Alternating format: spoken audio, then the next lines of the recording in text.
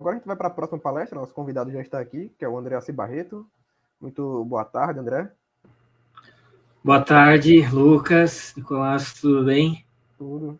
Bom, o tema de hoje, como vocês podem ver na própria descrição, a gente vai abordar a questão da guerra política, né? A gente fez um webinar sobre isso há alguns meses, né? Logo quando começou a pandemia, né? Sobre o que liberais e libertários podem aprender com os métodos de Saul Alinsky e David Horowitz. Pensamos, por que não transformar isso daí em uma palestra, né? O André é uma pessoa que aborda bastante esse tema já há algum tempo, né? Escreveu um livro sobre Saul Alinsky, que eu acho que é um tema de extrema importância, né, no nosso meio, que acaba muitas vezes sendo meio, por ser meio jovem, acaba sendo muitas vezes um ideológico, mas abordando pouco temas factíveis, e eu acho que a ingenuidade, eu acho que é muitas vezes o maior mal da juventude no geral, e eu acho que é um tema de extrema importância. Eu vou passar agora para o Nicolas, que irá apresentar o nosso convidado. Pois novamente estive com o André recentemente, né, no excelente webinar dele com o Juliano Mioto. E seja bem-vindo, André. André, que é mestre em filosofia, professor de história, tradutor e autor de Saul Alinsky e a Anatomia do Mal. Seja bem-vindo, excelente palestra. Obrigado, Nicolas. Obrigado, Lucas. Só uns recadinhos prévios aqui. Hoje eu vou fazer compartilhamento de tela, tá? Então, se não estiver dando certo, vocês me avisem para eu tentar corrigir aqui, mas isso é daqui a pouco. Vocês já estão ouvindo o cachorro, então sabe como é, né? As intervenções das lives, a gente não vai, né? Se vocês ouvirem outra voz aí, cachorro latindo, não tem jeito, faz parte. Mas vamos focar aqui. Agradecer o Lucas pelo convite, Nicolás pela presença, pela moderação aqui da conversa. Sempre o Lucas cede, até um pequeno, vou gastar aí um minutinho do meu tempo. Quando eu compartilhei no Twitter isso aqui, o pessoal falou, você vai participar de evento libertário? Eu falei, olha, mas claro, vocês querem que a gente pregue para convertido só? Né? E outra, a primeira que assim, para usar essa linguagem, eu não estou interessado em converter ninguém a nada. Se você assistir e discordar, bem. Se você assistir e falar, poxa, caiu a minha ficha, concordo com isso, bem também. Eu sei que eu sei dos posicionamentos do Lucas, o Lucas sabe dos meus posicionamentos, a gente está sempre dialogando, trocando uma ideia, compartilhando plataformas. Para mim, está tudo na maior normalidade. Então, espero que para os demais também esteja. Então, é um prazer sempre estar aqui. Para quem já viu as minhas abordagens anteriores sobre esse tema, pode ser que eu me repita um pouco, mas eu trouxe elementos novos, tá? Então, se quem estiver assistindo agora, ou parar agora, voltar daqui a pouco, enfim, e pescar alguma coisinha que já viu eu falar antes, nesses mesmos canais, nessas mesmas plataformas, eu adicionei informações novas, pertinentes, relevantes aí, tá? Então, claro, tem um pouquinho de retomada do mesmo para quem está pegando pela primeira vez, e tem novidade para quem já viu, para falar, pô, já vi esse cara falando isso. Também trarei novidade. Eu vou compartilhar a minha tela agora, e aí o pessoal aí, o Lucas ou o Nicolás, por favor, dê um alô, se tiver tudo ok, para eu seguir o barco assim. Então, vamos lá. Deixa eu ver aqui. Eu acho que vai aparecer. Aqui, se tiver. E aí, tá? Opa! Caramba. Tinha dado certo, né? Exatamente. Peraí. Você está compartilhando a tela da internet, você tem que compartilhar do PowerPoint. Tá, é isso. Do aplicativo. Então, peraí. Aí. Certo? Certo. Beleza. Então vamos lá, eu vou seguir aqui. Se eu me perder um pouquinho no tempo, vocês me dão um alô, porque tem algumas partes aqui que eu consigo dar uma pulada, né? Tranquilo. Então, aqui rapidamente, né, só o título que a gente deu aqui para a palestra, né, o que liberais e libertários podem aprender com os métodos de David Horowitz e Saul Alinsky. Né, eu já fui apresentado aí, só acrescentando aí que eu sou, né, co-host do podcast Oliver Talk, aí, que felizmente as pessoas estão apreciando, estão curtindo bastante. Então, quem eventualmente não conhecer, é só buscar aí nas redes sociais, que a gente indica e acho que muitos irão apreciar. Então, eu dividi, então, primeiro é a novidade, né?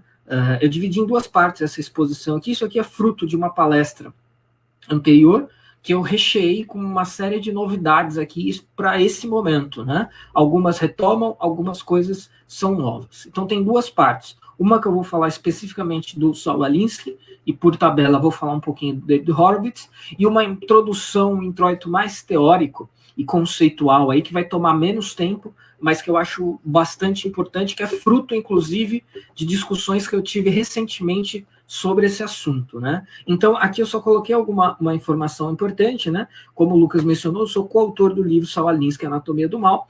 A gente teve um problema técnico seríssimo com esse livro, não vou entrar nesse mérito aqui agora, usar o tempo para explicar isso. Então, o livro ainda está no prelo, mas ele vai sair, tá? Ele vai sair. Parte da minha reflexão pública está no livro.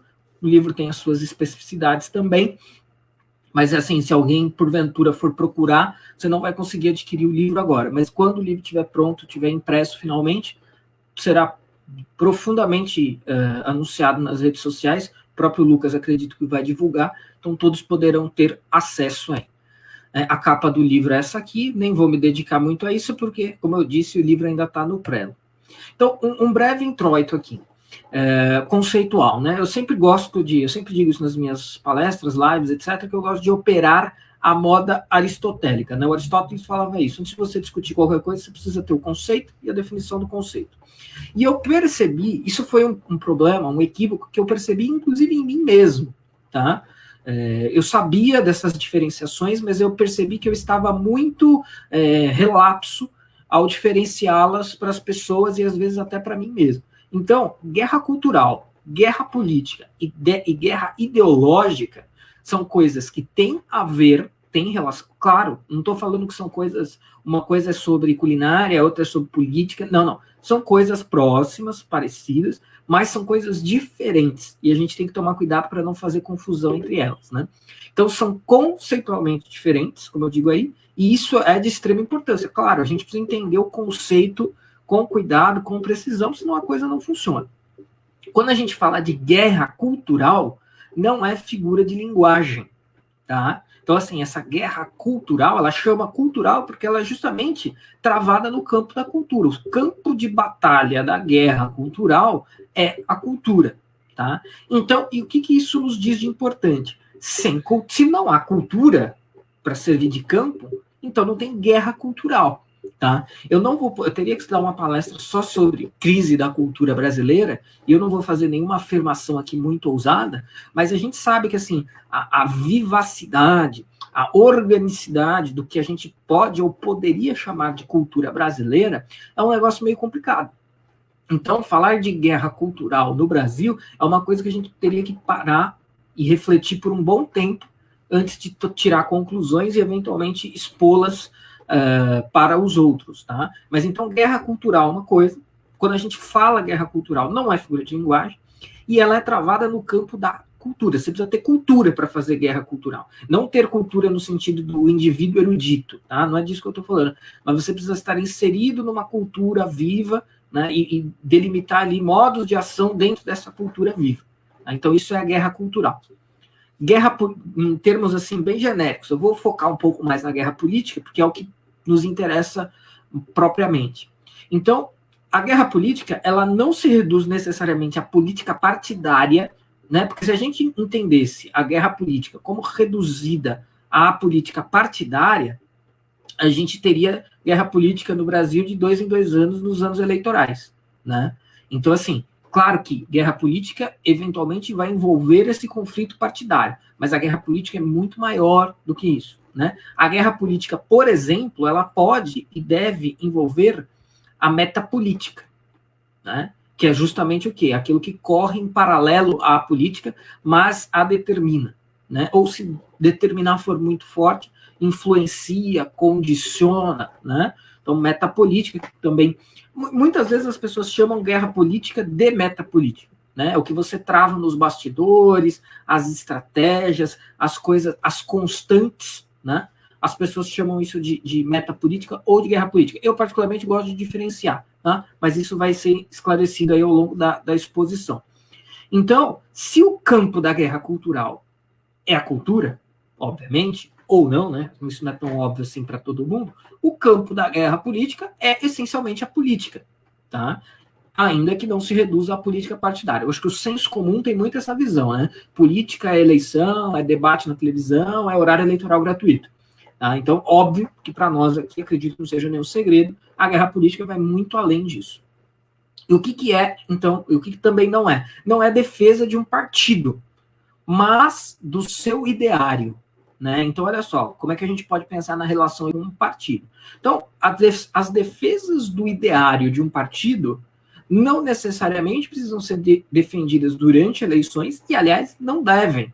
Você deve criar aí argumentos, propagandas, enfim, todo tipo de recurso e artifício para que isso culmine na política partidária, tá? Então, por exemplo, a guerra política ela tá fora disso, porque no mundo ideal você trava uma guerra política de maneira que a guerra política determine o resultado da política partidária ou da guerra de partidos, digamos, numa eleição, né? Então, o que é a guerra política? É tornar o ideário de um partido o imperativo categórico invisível, tá? Que é o que o Gramsci dizia lá a respeito do socialismo, comunismo, né? Torná-lo uma coisa que todo mundo aceita, todo mundo traz dentro de si, e é meio que invisível, porque você pode fazer isso sem sequer perceber, tá? Então a gente conceituou guerra cultural, guerra política, e aí a guerra ideológica. A guerra ideológica, ela está muito próximo da guerra política. Quando eu falo aqui de ideário, alguém poderia pensar, você não está falando de ideologia? Eu não vejo dessa maneira. Eu acho que o ideário, ele é mais amplo, ele é mais genérico, tá? Ele vai envolver no pacote do ideário estarão contidas ideias sobre moralidade, por exemplo, né? Que não são exatamente, estritamente políticas, mas muito influentes, muito importantes, muito determinantes para a política, né? Então, por exemplo, aborto. Aborto é uma questão que eu enxergo como essencialmente uma questão ética. Mas é claro que ser a favor ou ser contra o aborto, dependendo de em qual eleição você está, em qual país você está, enfim, isso pode influenciar muito a política. Então, o ideário é um negócio um pouquinho maior. Ideologia é a ideologia política mesmo, né? É o conservadorismo, é o liberalismo, é o anarcocapitalismo, a social-democracia e por aí vai. Então, a guerra ideológica, ela vai oferecer os elementos fundantes para a guerra política. Claro, no limite você quer também, né, que a sua ideologia prospere, né? Aí, sem entrar aqui no mérito da palavra ideologia, né? Eu tenho várias críticas da palavra ideologia, mas aqui não é o espaço para fazer essas críticas. Então, a guerra ideológica, ela parece, mas não pode ser confundida com a guerra cultural. Né? Um exemplo prático histórico. O conflito ideológico entre socialismo e capitalismo como polos opostos da Guerra Fria. Isso é guerra ideológica. Tá? Então, você vai criar aí elementos de defesa de duas ideologias. Normalmente, as ideologias são muito mais públicas que o ideário. Né? O ideário é uma coisa que está mais entre as cortinas, sobre um véu implícito. Tá? Então, eu queria trazer essa é uma novidade que eu trago aqui dessa minha exposição clássica. Se alguém tiver dúvida aí, pode fazer perguntas. Um curto exemplo prático que eu vou trazer do meio conservador, tá? Não é do meio liberal ou libertário. Mas eu li recentemente esse livro e gravei um podcast sobre esse livro chamado A Beleza Salvará o Mundo, do Gregory Wolfe. É um livro basicamente de crítica cultural / crítica literária. Tem muito pouco a ver com o que a gente está discutindo aqui. Mas o Gregory Wolfe, ele fala o seguinte, ele fala do movimento conservador americano nas décadas de 70 e 80, do qual ele fez parte. Então ele fala lá que ele trabalhou na National Review, que é uma revista conservadora clássica nos Estados Unidos, fundada pelo William Buckley Jr., e ele fala da participação dele nisso. Nos momentos prévios à eleição do Reagan, onde todo mundo falava, né? Então, assim, todo mundo falava de guerra cultural, ele diz. Né? Todo mundo falava e todos os conservadores se sentiam como soldados dessa guerra cultural. Então, mas na verdade, usando o termo guerra cultural, mas o que acontece segundo o Wolfe? Muita guerra política e ideológica travestida de guerra cultural. Tá? Tanto é que Depois que o Reagan foi eleito, o pessoal começou a brigar por cargo, né? Então estava todo mundo lá falando que estava fazendo guerra cultural. Não, isso aqui é em nome da cultura, é em defesa da cultura. A gente vê muito isso por aí, inclusive no meio conservador. Aqui eu tenho que fazer essa autocrítica. O pessoal se acha o bastião da salvação da civilização ocidental, precisamos salvar a cultura judaico-cristã, são pautas que eu compreendo e concordo, mas o pessoal muitas vezes está fazendo guerra, o que eu falei lá atrás, guerra política e ideológica, travestida de guerra cultural. E aí o Wolff fala, né? Por isso que o livro é um livro de crítica cultural / literária. Está falando, olha, a gente tem que prestar atenção na cultura mesmo, nos livros, nas obras de arte, nos estilos musicais, etc. Isso, se você está falando de guerra cultural, então você está falando disso. Se você está falando de outra coisa, então pode ser guerra política, pode ser guerra ideológica, mas não é guerra cultural. Tá? Então isso fica aí como uma dica, né? Mesmo para quem for liberal, libertário, acho que isso não tem influência nenhuma na reflexão que o Wolff faz lá. Inclusive, eu acho que é uma crítica com um exemplo histórico prático concreto que pode se aplicar eventualmente a uma tomada de poder. Tomada de poder é um termo ruim, mas se os libertários, né, aqueles que têm uma pretensão de entrar na política, mesmo que seja para miná-la, para destruí-la, enfim, eu acho que a lição que o Wolff passa aí é importante. Né? Cuidado para não ter um discurso antes e quando chegar lá, ter outro discurso e ficar brigando por cargo, né? Que é o que a gente está vendo no Brasil agora, inclusive, dentro do movimento conservador, inclusive. Fica aí a crítica.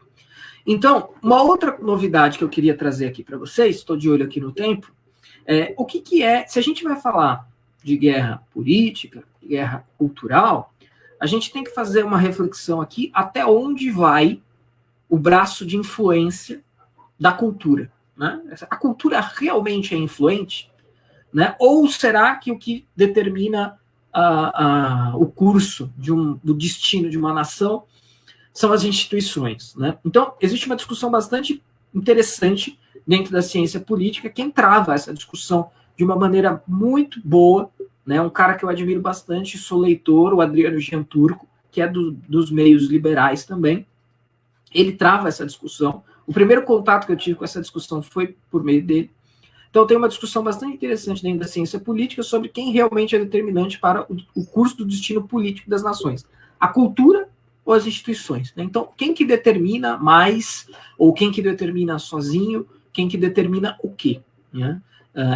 Apesar de eu achar a exposição do Gianturco brilhante, ele tende a dizer que, olha, a cultura importa muito pouco ou quase nada, e o que importa e o que determina mesmo são as instituições. Né? Então, mesmo que você tenha... O que isso quer dizer? Que mesmo que você tenha mecanismos de mudança cultural muito revolucionários, muito que alteram o curso da cultura, os problemas que isso gera não são tão grandes quanto parecem, porque o que vai segurar as pontas mesmo são as instituições. Né?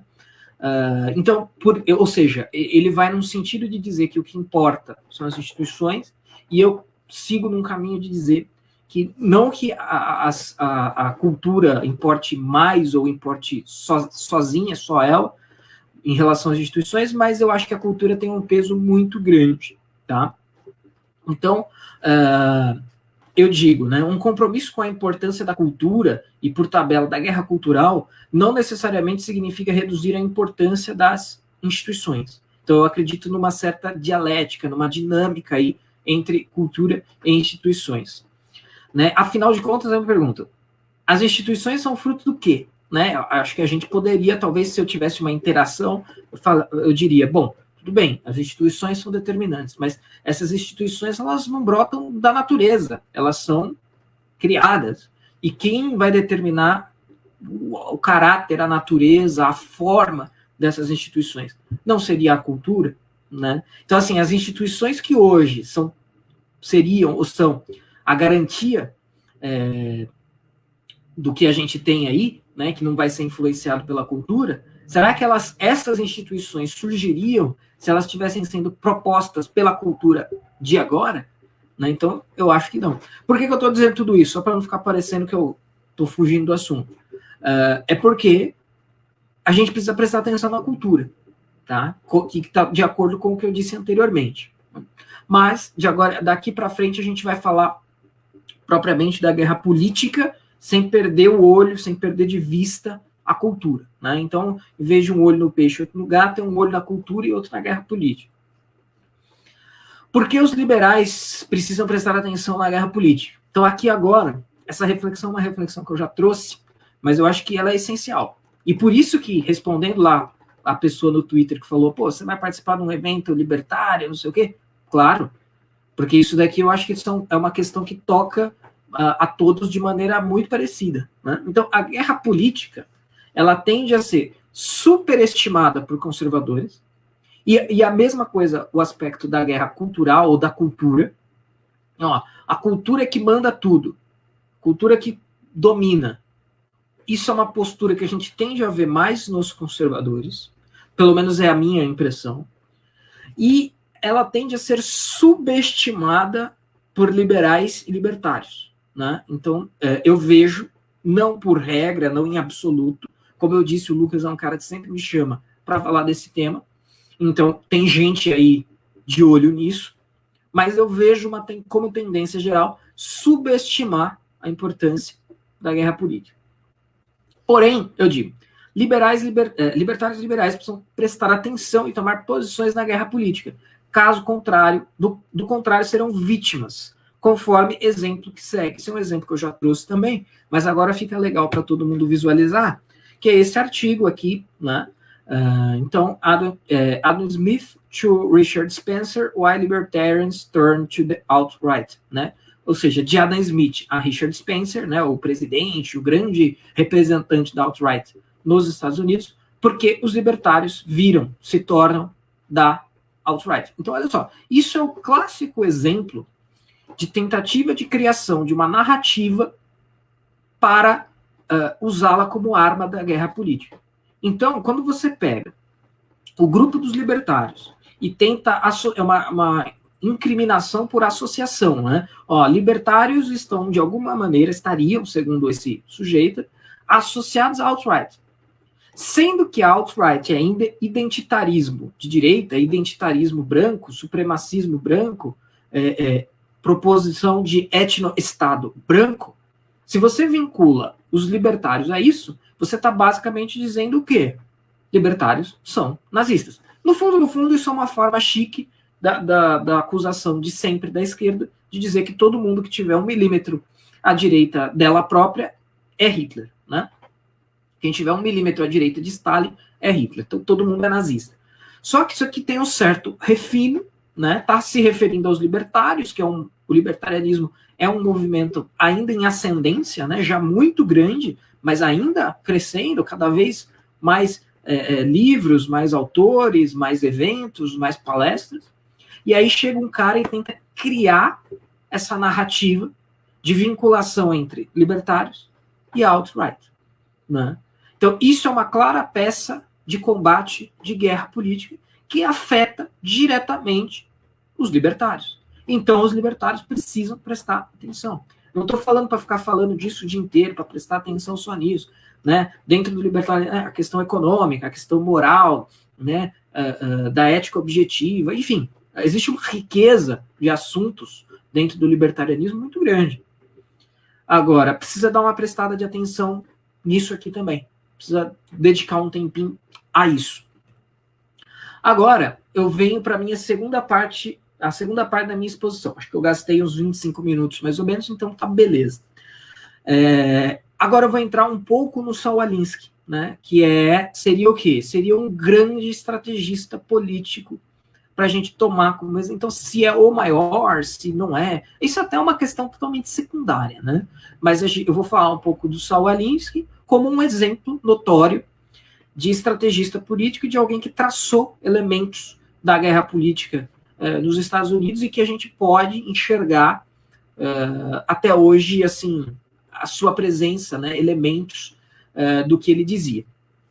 Então, rapidamente aqui, quem foi Saul Alinsky, para quem não conhece, teria sido o principal estrategista político do século XX? Não sei. Se não foi o principal, foi um dos principais, com certeza. A sua formação era em filosofia e sociologia, e também criminalística, e ele tinha por vontade a arqueologia, mas ele nunca concretizou um estudo formal nessa área. Porém, lendo o que eu li do Saul Alinsky, eu vejo que ele tinha um certo desprezo, por exemplo, por filosofia e sociologia, porque ele achava que era muita teoria, sabe? Pelo Marx, por exemplo. Você não vai encontrar louvações a Marx em Saul Alinsky. Ainda que o Saul Alinsky diga que a realidade social é um grande conflito dos que têm versus os que não têm, ou seja, é basicamente o conflito de classe do Marx, você não vai encontrar, nos poucos escritos de Saul Alinsky, odes a Marx. Tá? Isso não vai estar lá. Por quê? Porque, apesar do próprio Marx já trazer no seu pensamento essa ideia de chega de refletir sobre o mundo, é hora de transformá-lo, para o Saul Alinsky, o próprio Marx caiu nesse tédio da muita teoria e pouca prática. Então ele tinha um certo desprezo, apesar de tudo, por essas reflexões muito abstratas, muito imaginárias, que ele enxergava na filosofia e na sociologia. Então eu o defino, né, qual que é a linha de raciocínio, qual que é a ideia, a ideologia do Saul Alinsky? O pragmatismo realista político. Tá? Então olha só, a conjugação é de pragmatismo com realismo, um foco muito grande mesmo na realidade prática, na realidade imediata, né? E ele viveu de 1909 a 1972, e ele se definia como um community organizer, né? Um organizador de comunidades. Então ele não se dizia um revolucionário, não se dizia um esquerdista. Então essa mesma crítica a esse excesso de abstração que ele fazia à filosofia genericamente, ele poderia fazer à esquerda também, genericamente, né? Muita leitura, muitos livros, muito blá blá blá e pouca ação, né? Isso poderia ser aplicado à esquerda, e o próprio Saul Alinsky chegou a mencionar isso de passagem. Aqui só uma ideia também que eu sempre gosto de ilustrar para entender o Saul Alinsky, né? Tem essa frase do Andrew Breitbart que ele dizia: se Marcuse é como Jesus para a nova esquerda, Alinsky é como Paulo. Então, olha só, o Alinsky, de fato, não era o teórico, né? Ele era o cara da prática, de vou ir lá evangelizar os pagãos, né? Apesar de, eu vou explanar isso ao longo da exposição, essa ideia do Alinsky também não era o militante ou a militância bocó, era um negócio pensado, né? Só que ele falava, a gente não pode ficar preso no abstracionismo do pensamento, precisa ir além disso. Então, eu não sei, eu acho que essa frase ilustra muito bem aquilo que o Saul Alinsky é e se propõe a ser, né? Então, se a gente pegar a nova esquerda e aplicar uma ideia bíblica, então, Marcuse é Jesus, o profeta fundador, né? O modelo, o arquétipo, e o Alinsky é o Paulo, né? O cara que vai lá te converter, tá? Então, essa frase do Andrew Breitbart, que é um dos caras, assim, talvez a gente só esteja falando de Saul Alinsky aqui hoje por causa dele, né? Ele foi um dos que chamou a atenção, falou, esses caras aí, o Partido Democrata foi tomado por uma ala alinskiana, e a gente precisa entender esse cara e tal. Talvez a gente só esteja falando de Alinsky aqui hoje por causa do Andrew Breitbart, tá? Então, o Alinsky ele teve uma experiência prática, então falando de prática, né? Ele teve uma experiência prática com a máfia. Ele está aqui com o Frank Nietzsche, que era o braço direito do Al Capone, né?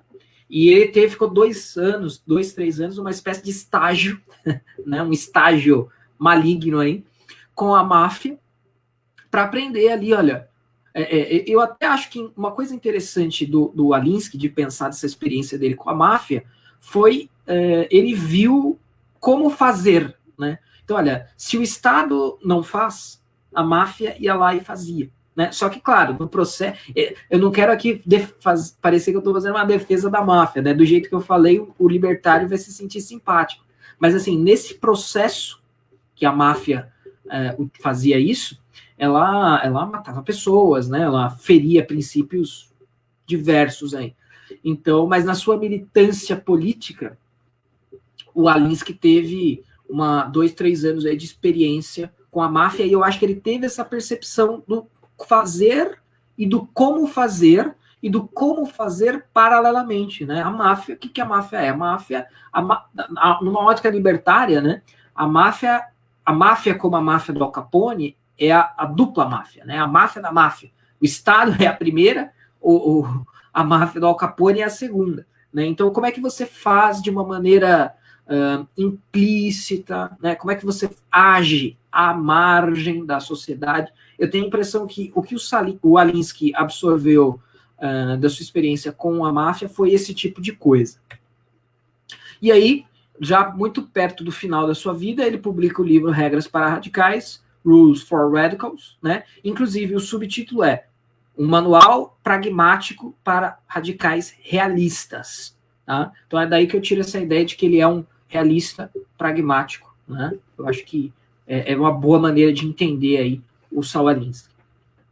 Essa parte aqui eu nem vou me dedicar tanto tempo a ela, porque eu acho que ela não é interessante aqui para nós hoje, mas é sabido também, talvez um dos fatos mais sabidos, mais conhecidos a respeito do Alinsky é que ele dedica, né, o seu Rules for Radicals, ele dedica a Lúcifer, né? Então ele diz lá, o primeiro e verdadeiro radical conhecido pelo homem que se rebelou contra a ordem estabelecida e fez isso com sucesso bastante para ter o seu próprio reino, foi Lúcifer, né? Então o Alinsky pega aí Lúcifer como modelo, arquétipo de revolucionário, né? Alguém que desafiou o status quo, desafiou a ordem estabelecida e ainda ganhou um reino de presente, né? Claro que, teologicamente, essa ideia de que Lúcifer ganhou um reino é meio controversa, né?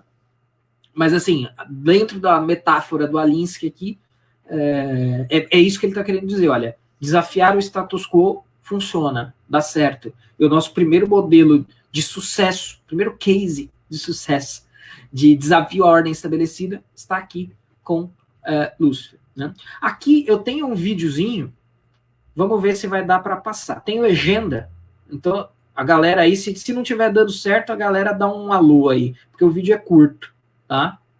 Vamos ver aqui se vai rolar. O áudio acho que não tá saindo, mas a legenda tá. Ah, beleza. Então vou deixar rodar com a legenda, que aí o pessoal vê.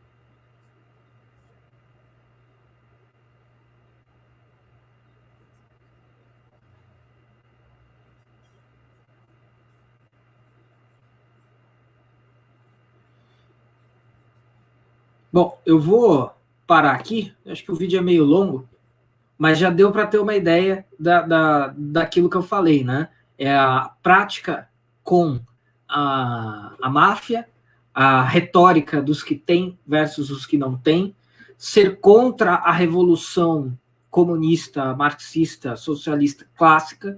Então, essa ideia de não, vamos violentamente, vamos ir até lá fazer, isso também era rechaçado pelo Alinsky. E também a ideia de se, olha, prestar atenção na população branca, né? Então, olha, a gente precisa inserir a vontade de revolução na população branca, na classe média, no caso, né? Branca, americana, porque é a maioria e é quem tem volume, né? Para fazer ações que mudem algo, né? Enfim, esse vídeo aí, que depois eu vou disponibilizar essa apresentação no geral. O Lucas pode colocar nos grupos aí, enfim, na própria página do Facebook. Claro.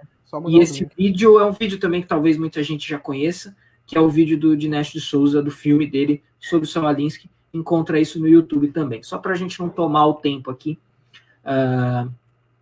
com isso. Então, rapidamente aqui, uma das frases também atribuídas e famosas do Saul Alinsky era o "The issue is never the issue", né? A questão nunca é a questão, a coisa nunca é a coisa.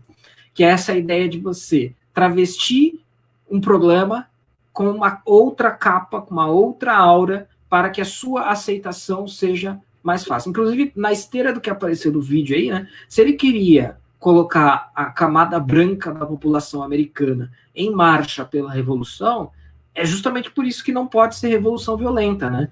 Você achar que a classe média americana, branca, vai pegar em armas para fazer uma revolução comunista, é ridículo, né? É risível. Então você precisa fazer o quê? Você precisa travestir a mesma coisa, talvez não exatamente a revolução comunista, armada, etc., mas você precisa travestir coisas como isso, com uma certa capa, com uma certa camada, com uma certa aura, para vender para essas pessoas, ou para quem quer que seja, de maneira que aquilo seja aceitável, né?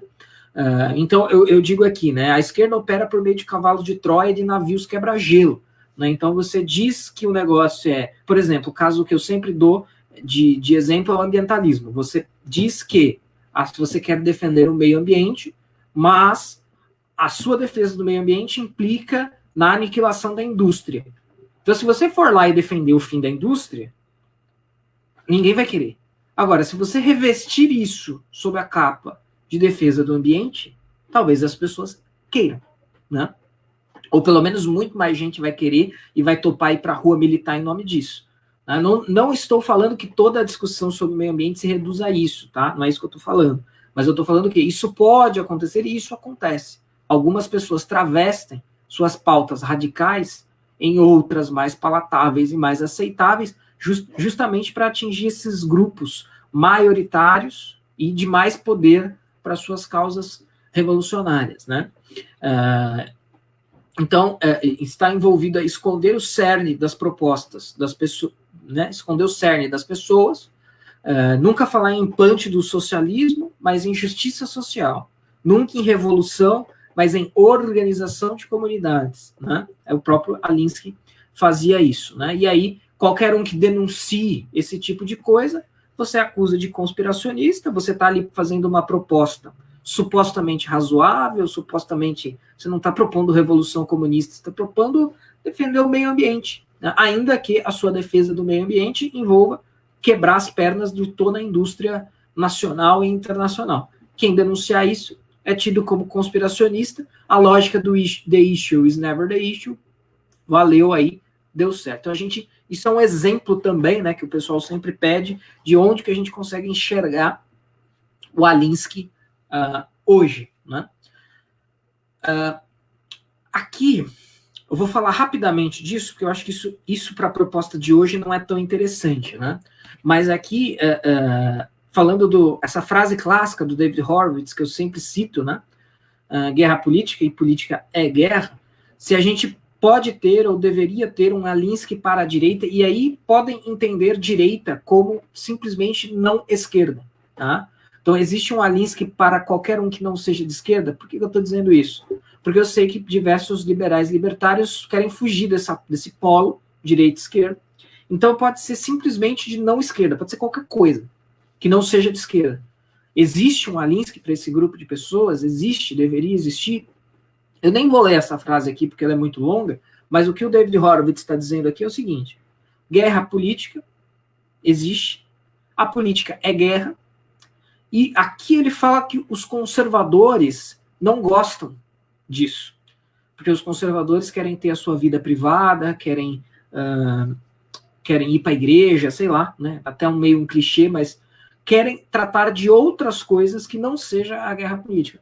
Talvez isso seja um problema, ou pelo menos um problema que pode ser visto entre os liberais e libertários também, que é ficar muito preso nas discussões sobre economia ou sobre ética, e ficar só eternamente nessa discussão, enquanto que a política está correndo, né? A coisa está correndo. Então, assim, precisa ter um chamado para que pessoas de não esquerda, então não importa se você se define se você for de não direita também, não tem problema, mas precisa prestar atenção nisso. Alguém precisa meter a mão nessa lama, tá?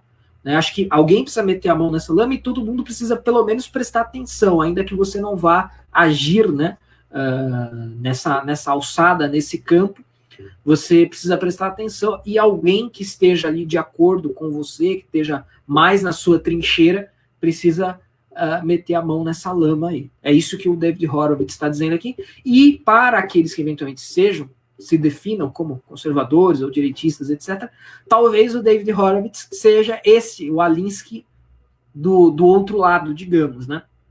Ele próprio é formado dentro do seio da nova esquerda, só que ele apostasia, né? Ele deserta da nova esquerda, porque uma amiga dele foi morta pelo radicalismo revolucionário, e aí a ficha dele cai, e ele sai fora desse movimento, e hoje, né, já há muito tempo, ele trata muito de estratégia política para a direita, né, guerra política para os espectros direitistas. Aí. Ele faz isso no The Art of Political War. Tá? Eu até já conversei sobre isso com o Lucas, mas eu não lembro. Mas vocês encontram o PDF disso daí em inglês. Esse livro não tem edição em português. Tem a versão em português também, desse PDF também. Acho que foi até o Ayan na época que fez. É verdade. É verdade. Fez. Perfeito. Não, para fins de leitura, tranquilo. Boa lembrança. Então vocês encontram material virtual aí sobre esse livro, basta procurar. Aí, agora, aqui nesse momento da apresentação, que a gente já está caminhando para 3/4 da apresentação, eu não vou falar de todas as regras, tá? Até porque eu vou disponibilizar esse material e isso daí você encontra vastamente documentado, tanto as regras em si, quanto análises, muitas aí, das regras na internet. Vou pescar uma ou outra, que eu acho que se aplicam mais aos nossos contextos aqui. E a ideia da regra, né? Perdão aí pelo som, gente. Aqui é rua, enfim, rua de pessoal que curte essas coisas. A ideia das regras do Alinsky, então, eu já vi isso, algumas pessoas ficarem meio decepcionadas quando elas veem as regras, porque elas estão esperando assim que o segredo, a descoberta da pólvora, lendo essas regras. As regras, elas são meio genéricas mesmo, tá? Algumas nem tanto, mas outras mais, porque a ideia é só um basicão, é um basicão de ação, olha, coisas que você pode fazer e tirar proveito político de fazê-las. É isso, tá? É basicamente isso que o Saul Alinsky está fazendo aqui. Então eu vou pensar algumas, né? Se eu não me engano, tem até um videozinho aqui também, não sei se vai dar para passar, eu não sei se o áudio vai rolar, mas enfim. Originalmente, o Saul Alinsky propôs 11 regras, né? E depois acrescentou a 12ª e a 13ª regra. São estratégias de ação não violentas, então nenhuma regra diz vai lá e quebre o banco, ou vai lá e... Não.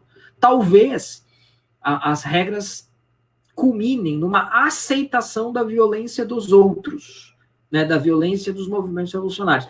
Mas as regras em si, elas não estimulam a violência, elas não prescrevem a violência, tá?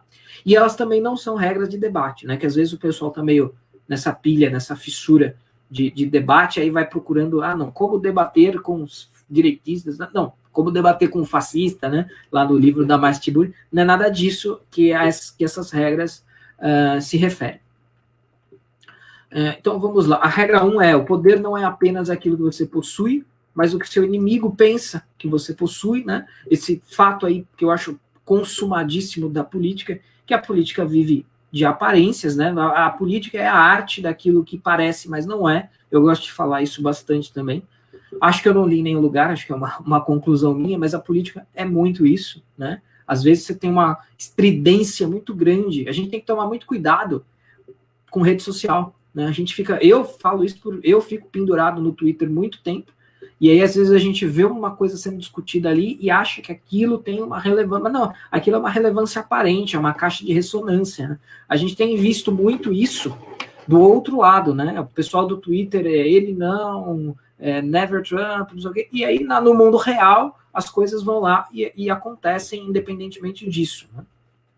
Então acho que essa regra está falando um pouco disso, que apesar de nem tudo se reduzir à aparência, muita gente compra essas aparências, né? Muita gente acredita nessas aparências. A regra número 2, nunca abandone o campo de experiência do seu próprio povo, né? Então, ou seja, isso é basicamente o que o Saul Alinsky fez ao traduzir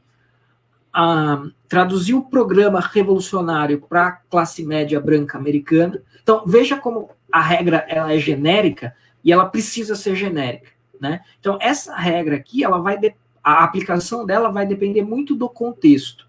Se você sai do contexto americano, de querer agir na classe média americana, se você for fazer isso no Brasil, no seu bairro, sei lá, muda. Tá? Muda. Então não dá para ser mais direto do que isso. Isso é o mais próximo que você pode chegar de ser assim, curto e grosso. Mas é uma coisa importante também. Porque se você abandonar o campo de experiência do seu povo, você não vai conseguir tocá-lo. Você não vai conseguir atuar com ele. Ele não vai se engajar em nenhuma atuação que você proponha, porque aquilo não fala com ele, não conversa com ele, né? Terceira regra, sempre que possível, faça o inimigo sair do campo onde ele possui experiência. Então, olha só, você fica no seu campo e você força o seu inimigo a sair do campo dele, né? O clássico exemplo que eu coloco aqui é os liberais. Então, assim, se você, um esquerdista lendo isso, e ele vai debater com um liberal, claro que depende do tópico do debate, mas se for um tópico, se for genérico, se for liberalismo, ele vai tentar puxar, talvez, para campos que não sejam a economia, onde os liberais nadam de braçada muito mais e muito melhor do que em outros campos, né? Então, puxa para qualquer outro assunto, mas que não seja economia. Ou os conservadores, o negócio dos conservadores é falar de alta cultura, isso é uma crítica, né? Inclusive da minha parte. Mas assim, então sai desse papo de alta cultura, de salvar a civilização ocidental, e vamos falar da mulher que está na creche, que precisa deixar o filho na creche, né? Eu acho que a esquerda faz muito isso, ela fala disso, e alta cultura e Marx, deixa para falar depois, fala do que toca as pessoas, porque as pessoas vão responder muito mais e muito melhor, né? E o seu inimigo faça ele sair da onde ele se sente confortável. 4. Essa eu acho que no fim eu estou comentando cada uma delas, mas eu acho que essa é uma que merece um comentário mais pontual, né? Faça o inimigo viver de acordo com o seu próprio livro de regras. E falando aqui num contexto de falar principalmente para liberais e libertários, acho que o caso clássico disso é a liberdade de expressão. A liberdade de expressão, a gente sabe que a esquerda move mundos e fundos para cerceá-la, mas uma vez que ela seja censurada, supostamente censurada, ela vai dizer, olha, liberdade de expressão. Então ela vai usar o que você defende, fazer você... Então, olha, você não é a favor de liberdade de expressão, então você tem que tolerar lá o Jones Manuel falando que tem que fechar todos os institutos Mises. Né? O nosso amigo lá do Twitter falou, não, que na China começou aquele negócio de instituto Mises, aí o governo falou, e pau, fechou. E se você protestar, peraí, É liberdade de expressão. Pô, bom, no caso de ir lá fechar, não, mas a fala do nosso amigo aí, opa, a gente vai censurá-lo, a gente vai talvez até censurar moralmente o que ele falou. Opa, liberdade de expressão. Então vai usar a liberdade de expressão contra você. Isso eu acho que é uma das regras importantes, populares, assim, das mais aplicadas do Saul Alinsky, né? 5. A ridicularização é a arma mais poderosa do homem. E aí a gente pode entrar ou não no mérito da eficácia e veracidade disso, mas se a gente pensar no Trump, né, no Donald Trump, que é um estrategista, então se você gosta dele ou não, é outra questão. E se você acha que as estratégias dele são boas ou não, é uma outra questão.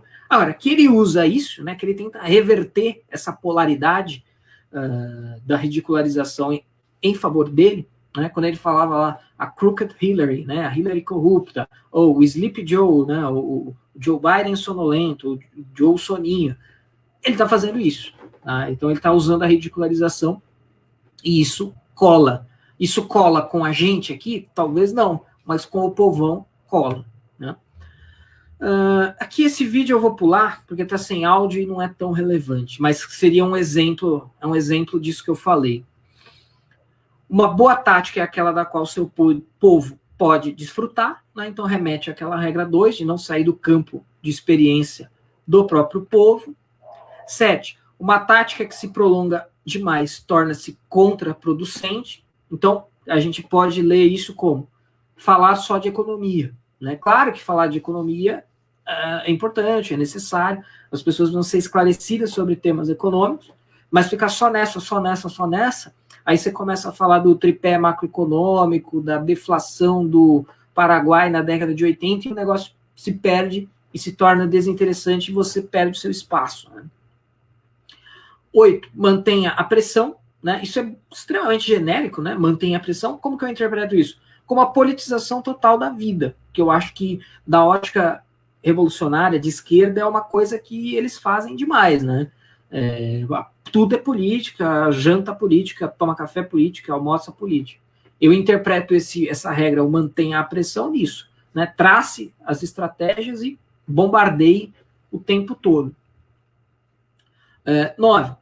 A ameaça geralmente é mais aterrorizante do que a própria ação. Então, isso é o típico elemento realmente estratégico prático das regras do Saul Alinsky, em que ele está falando o seguinte, por que talvez a gente não precise da violência? Porque se eu colocar uma multidão na porta sei lá, a empresa tal, pegando exemplos típicos do Alinsky, né? A empresa tal demitiu, a empresa tal tinha 5 funcionários negros e demitiu. Ora, se eu for lá e colocar 200 pessoas negras na porta dessa empresa, talvez eu não precise fazer violência. Né? Não preciso quebrar a empresa. A mera ameaça, a mera presença, né, talvez seja mais aterrorizante que a própria ação. O Saul Alinsky, ele fez isso de verdade ao longo da sua vida, que ele pegou um exemplo tipo esse, uma empresa que fez alguma coisa indevida, não estava pagando os trabalhadores, sei lá. Aí ele fez o quê? Fez um combinadão no bairro, falou, ó, todo mundo vai pedir, então uma pizzaria, todo mundo vai pedir uma pizza na pizzaria tal, que demitiu, que não está pagando os funcionários, e quando a pizza chegar na porta, ninguém paga. Você fala, não quero. Então, olha só, né? Você não precisa... Né? E aí, feito isso uma vez, a mera ameaça de se fazer de novo vai ser mais aterrorizante que a própria ação em si. Tá? Então, ele está falando um pouco disso nessa regra número 9. Né? Ou então, né? Vamos aqui numa interpretação mais literal. A ameaça é mais aterrorizante que a própria ação. Aí eu coloco aqui alguns exemplos. Né? O PT falando com Lula e com o povo até a vitória em outubro, e depois aqui, né, a Gleisi falando, para prender o Lula vai ter que matar gente. Diz Gleisi, no fim o Lula foi preso, eles, né, aceitaram e, enfim, a gente já sabe a história. Né? 10ª regra. A principal premissa tática é o desenvolvimento de operações que mantêm uma pressão constante sobre a oposição. Beleza, vou tocar o barco porque o tempo está se esgotando. 11. Ao pressionar um ponto negativo com força e profundidade suficientes, ele será reconhecido pelo lado contrário. Então, isso aqui, essa regra, eu acho que ela toca profundamente um conceito importante, que é a questão da janela de Overton, né? Eu acho que o Saul Alinsky está basicamente falando da janela de Overton aqui na regra 11. Né? Então, ao pressionar um ponto negativo com força e profundidade suficiente, ele será reconhecido pelo lado contrário. O que ele está querendo dizer? Ó, se você forçar muito a barra, esticar muito a corda, mesmo que você estique demais ou que você force demais, aquilo ali passou a ser um assunto. Né? E se aquilo ali passou a ser um assunto, na próxima, você já consegue avançar um pouquinho mais, um pouquinho mais, e um pouquinho mais. Isso é a janela de Overton. Né? Então você está discutindo... eu não queria pegar o exemplo da pedofilia, mas vou pegar esse exemplo porque é o único que me ocorre aqui agora. Pedofilia. A maioria esmagadora das pessoas acha a pedofilia uma aberração. Então, ou seja, você não vai sair por aí defendendo que homens se relacionem com menininhas de 10 anos. Você vai começar falando, olha, veja, não é crime, é uma doença. E depois que você falar que... Depois que todo mundo acreditar que é uma doença, você vai falar que, não é uma doença, é uma orientação sexual. Né? Ou seja, é como se você movesse uma janela que está mostrando nada, e aí ela começa a mostrar, olha, não, é uma doença. Depois você move mais um pouquinho, não, é uma orientação sexual. Então é uma janela que vai dando visibilidade para pautas absurdas. Tá? Então o Saul Alinsky está falando, olha, isso pode ser usado como uma estratégia revolucionária. Rapidinho aqui, porque tem mais 2 regras apenas, né? Regra 12, o preço de um ataque bem sucedido é uma alternativa construtiva. Eu acho que é uma clara consequência da regra 11, né? Então, olha, se você conseguir fazer isso direito, as pessoas, agora a pedofilia é uma doença e não um crime. Então o pedófilo não tem que ir para a cadeia, ele tem que ir para o manicômio, sei lá, né? Para assistência psiquiátrica, né? Manicômio é coisa de velho. Mas eu acho que é isso. Né? Olha, se o seu ataque for bem feito, você criou uma alternativa construtiva. Eu coloquei aqui esse exemplo que seria o passe livre, né? Quando teve as manifestações de 2013, ninguém falava em transporte gratuito para todo mundo. O estudante pagava meia entrada.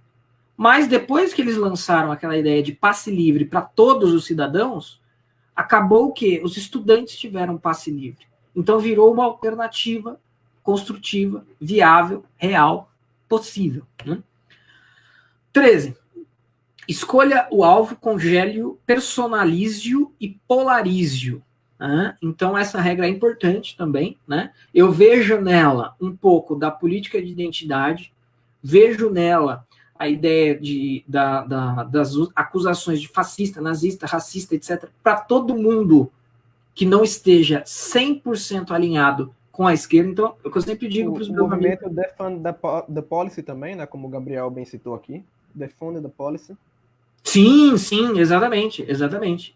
Perfeito. Agora é a polícia, né? O alvo da vez, né, é a polícia, como um todo. Né? Para críticas pontuais não servem, tem que ser como um todo.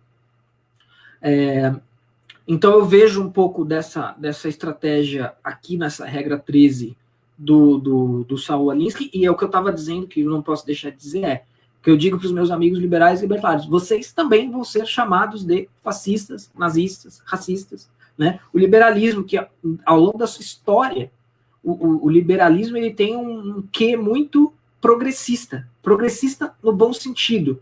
Né? No sentido de fundamentar, por exemplo, o fim da escravidão. No sentido, é disso que eu estou falando, vocês estão entendendo o que eu estou falando. Vocês vão ser chamados de fascistas, nazistas, etc. também. Por quê? Porque o que está por trás ali é uma estratégia e não um negócio intelectualmente coerente e honesto. Né? Então, a regra 13 seria isso. Deixa eu ver se eu tenho aqui... Aqui, o que vem depois, eu acho que a gente pode parar por aqui, até pela questão do tempo, são só algumas ilustrações, né, que a Hillary Clinton foi orientada pelo Saul Alinsky, e, enfim, hoje o Partido Democrata tem lá os seus Bernie Sanders, a Alessandra Ocasio-Cortez, Ilhan Omar, e por aí vai. Ou seja, foi um partido que foi muito do centro, e até da centro-direita, até a extrema-esquerda, que eu considero Bernie Sanders extrema-esquerda. Né? Então, essa radicalização aí tem muitos débitos com o Saul Alinsky. Obama também foi treinado por uma organização alinskiana chamada ACORN. E aí, aqui que eu cito, né, o David Horowitz e talvez o Steve Bannon. Quando eu coloquei o Bannon aqui, eu tinha uma outra imagem do Bannon. Hoje eu tinha uma imagem, hoje eu tenho outra. Mas eu acho que para fins puramente fora da moralidade de estratégia, é um estrategista. Né? Aqui, não, esse é o último aqui, rapidinho. Então, é possível ser alinskiano sem saber? Eu acho que sim. E, inclusive, por que eu digo isso? Eu já tive a oportunidade de falar com esquerdistas raiz. Esse negócio de Saul Alinsky, isso aí é besteira, vocês ficam prestando atenção nisso daí, esse negócio que veio dos Estados Unidos, eu não sei quem é, não quero saber, tenho raiva de quem sabe, e nem sonho que eu sou alinskiano. Mas, na verdade, o cara usa estratégias alinskianas, né? Então, eu acho que tem um elemento muito forte de algumas ideias do Alinsky que conseguiram se espraiar pela cultura. E se a gente pensar em termos de política e da influência da esquerda americana, que ela dita as narrativas. Então, assim, o negócio do Black Lives Matter veio para o Brasil, derrubar as estátuas veio para o Brasil, atacar a polícia veio para o Brasil. Ou seja, a esquerda americana ela é uma espécie de estrela, ela é o Sol, e as demais esquerdas são os outros planetas que orbitam em torno, né? Então, ou seja, o cara pode ser alinskiano sem saber, ele pode rechaçar o Saul Alinsky na superfície, porque o Saul Alinsky falava que, essa frase eu não citei aqui, mas o Saul Alinsky falava que o dever de todo revolucionário é colocar um terno e ir para dentro do Partido Democrata, ir para dentro da universidade, né? Então, se você fala isso para o cara do PCO, por exemplo, vai falar, não, isso é besteira, porque o cara do PCO é da revolução amanhã.